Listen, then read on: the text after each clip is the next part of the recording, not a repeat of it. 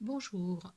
Après plusieurs semaines d'échanges sur le groupe en attendant Noël, où nous avons pu entre nous donc nous envoyer de très jolies cartes, de très belles créations, j'ai décidé de vous faire partager les techniques de celles que j'ai utilisées pour les cartes que j'ai moi-même envoyées. Donc, je vous montre la dernière qui va partir. Et quand je posterai cette vidéo, la personne à qui elle est destinée l'aura reçue. Et là, je vais vous expliquer comment j'ai créé cette carte.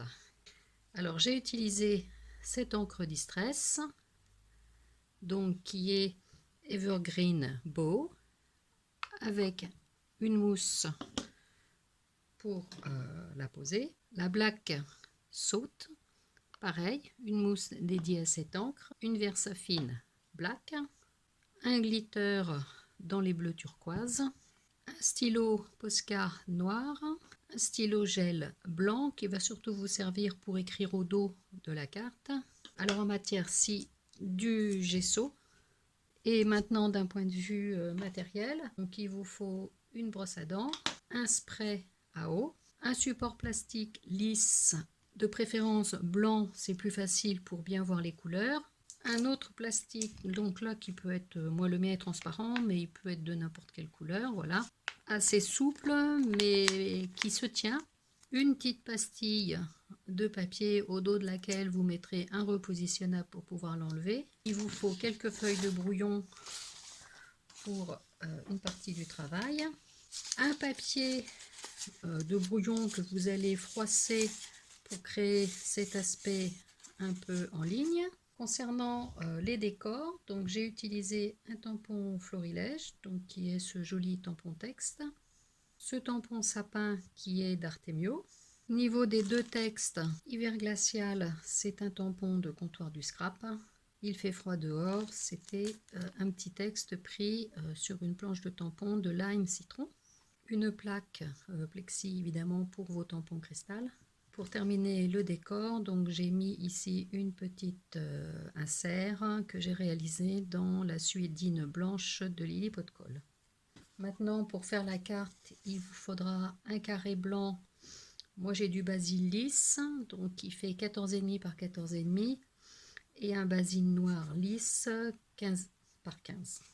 Vous allez dans un premier temps prendre l'encre verte, en mettre un peu sur votre support et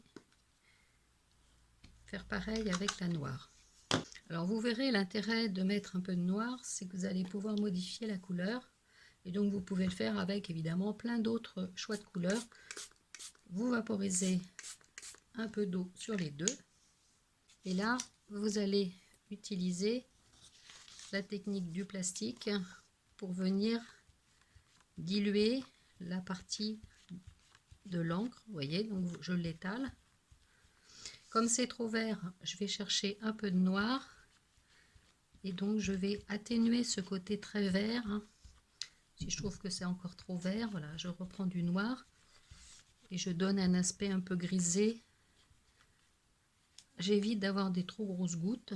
Une fois que vous avez fait ça, vous prenez votre carton blanc. Et vous allez y coller une pastille. Là, vous allez coller votre pastille double face dans un angle. Vous voyez, c'est pour représenter la partie qui sera moins colorée. Et vous allez appliquer votre papier pour récupérer l'encre que vous avez étalée sur le support. Vous voyez, si je trouve que j'en ai pas assez, eh bien je vais en récupérer un peu plus. Je vais en récupérer là-dessus aussi. Vous voyez, il ne faut pas hésiter.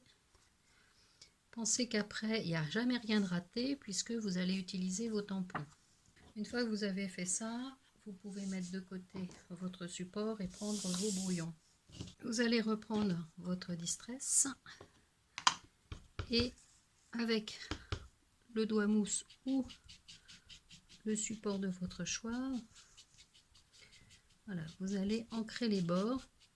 Alors, on part toujours de l'extérieur, du papier vers votre carte. Voilà, pour créer un ombrage qui fera tout le tour de la carte. Ne mettez pas trop d'encre pour ne pas avoir de marque. L'important, c'est vraiment de partir de l'extérieur pour arriver sur la carte. Vous allez donc faire tout le tour. Alors si vous avez des petits impacts comme ça, vous inquiétez pas, puisqu'après vous allez utiliser vos tampons. Donc vous allez pouvoir voilà, utiliser vos tampons pour masquer s'il y a des endroits qui ne vous plaisent pas. Sans réancrer celui-ci, vous allez faire la même chose en partant du cercle pour créer légèrement un halo au milieu. Voilà pour la partie verte.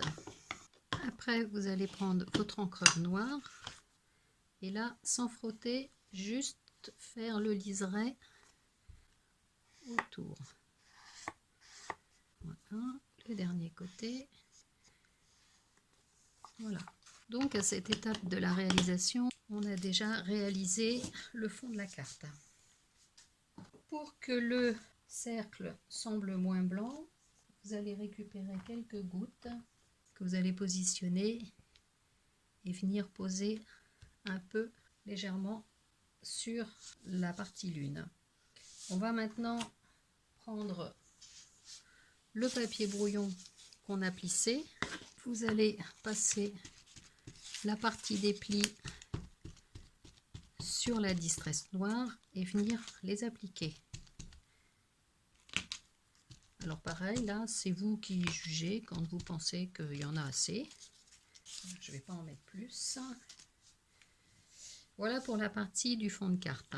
Donc je vais maintenant passer au positionnement des sapins. Donc vous allez d'abord prendre, alors on prend toujours la partie plus claire vers le fond pour faire venir devant soi les plus foncés. Donc là pour moi, pour mon exemple, le plus clair c'est le sapin vert. Donc je vais ancrer le vert. Alors la Distress c'est une encre qui à l'origine n'est pas très faite pour faire du tamponnage, mais pour ce type de création ça va très bien parce que ça n'encre pas beaucoup. Donc vous voyez, le sapin il n'a pas besoin d'être très marqué ni très fin. Alors comme j'ai fait un petit pâté, je vais faire en sorte que le deuxième peut-être il couvre un peu mon petit pâté. Voilà. Avec la Distress noire. Donc vous voyez aussi que j'ai pas besoin de nettoyer le tampon entre les deux. La Distress n'est pas une encre qui accroche beaucoup sur les tampons. Et comme on va d'un clair vers le foncé, c'est pas gênant. Dans l'autre sens, il faudrait bien sûr nettoyer les tampons. Et j'en fais un troisième. Alors la deuxième rangée de sapins que je viens de faire, qui est les sapins noirs, donc vous voyez, ils sont légèrement décalés.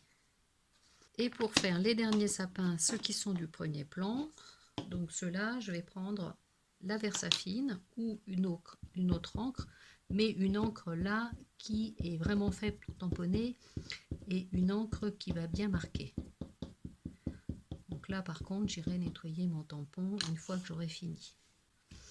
Donc je vais faire un premier sapin ici. Donc là devant, moi j'ai choisi de faire 3 sapins. Je vais faire un troisième sapin ici. Voilà. Pensez que là je vais positionner ma petite bichette. Donc évidemment je lui laisse un peu de place pour l'installer à la fin. Et mon dernier sapin en Versafine, je vais le positionner dans cet espace vide. Et lui, je vais volontairement le décaler un petit peu pour casser l'alignement et qu'il soit un peu en dehors de la carte. Donc voilà, on commence à voir l'ensemble de la carte se présenter. Donc je vais maintenant rajouter les textes que j'ai mis à droite et à gauche avec le tampon de Florilège. Donc ils sont faits à la Versafine.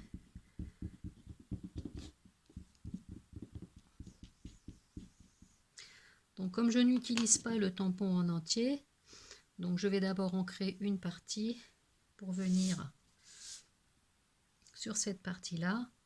Et là aussi, Donc je fais en sorte que mon tampon n'aille pas jusqu'en haut de ma carte, mais qu'il puisse venir habiller juste cette partie-là. Toujours à la Versafine noire. Je repositionne ma carte. Et là aussi, par contre, je vais monter un petit peu plus haut dans le décor. Voilà pour cette partie du tampon. Donc la carte prend de plus en plus allure. Je vais maintenant positionner le premier mot, donc qui est hiver glacial. Donc à la Versafine. Donc, moi je l'ai positionné à peu près ici. Et maintenant je vais faire le petit texte en dessous que j'ai mis en vert qui dit il fait froid dehors. Et là je vais reprendre ma distress verte. Voilà. Donc comme vous pouvez le voir, donc on a au niveau tampon terminé tout l'aménagement de la carte. On va faire une étape maintenant qui est essentielle puisque ma carte elle a un aspect neigeux et cet aspect neigeux je le fais avec le gesso. Donc c'est là que vous allez utiliser la brosse à dents et vous allez aller chercher un peu de gesso. Alors il faut bien secouer votre brosse à dents parce qu'il ne faut pas qu'il y ait d'épaisseur. Vous voyez, donc il n'y en a vraiment pas beaucoup. Et vous allez projeter des gouttelettes. Un petit peu partout. Pour créer voilà, cet aspect de neige sur votre carte. Alors, si vous avez peur quand vous démarrez, les papiers sont faits pour ça. Donc vous reculez. Comme ça, vous en faites tomber à côté. Voilà, ça va suffire. Après, si vous trouvez, par exemple là je trouve que ça fait une trop grosse, je l'enlève. Là aussi je l'enlève.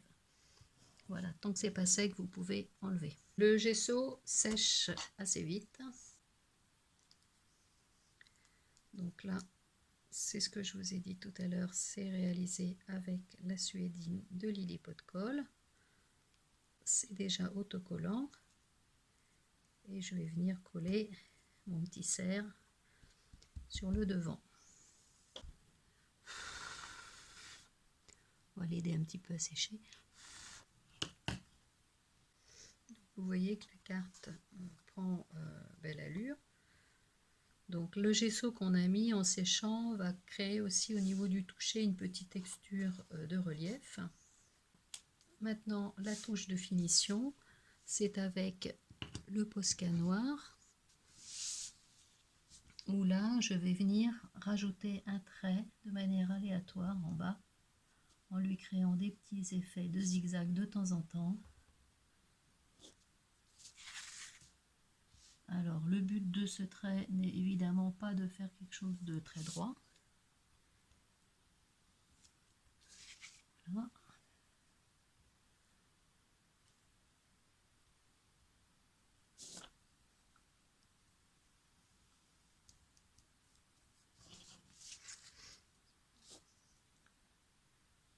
Vous voyez, là je peux déjà toucher la carte parce que le gesso est déjà sec.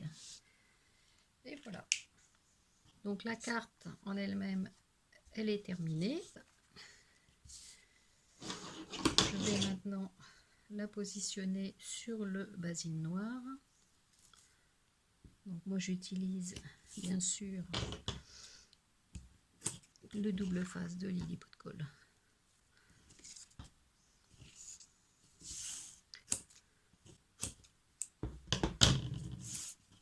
Donc je vais pousser ça pour surtout pas salir mon carton noir. Hein, je vais essayer de ne pas salir. Donc maintenant on va positionner. Et voilà, vous avez maintenant toutes les techniques en main pour réaliser ce type de carte. Voilà, j'espère que ma petite démonstration, c'est une première, sera pas trop mal. Et puis ben, je vous dis à bientôt pour une nouvelle vidéo.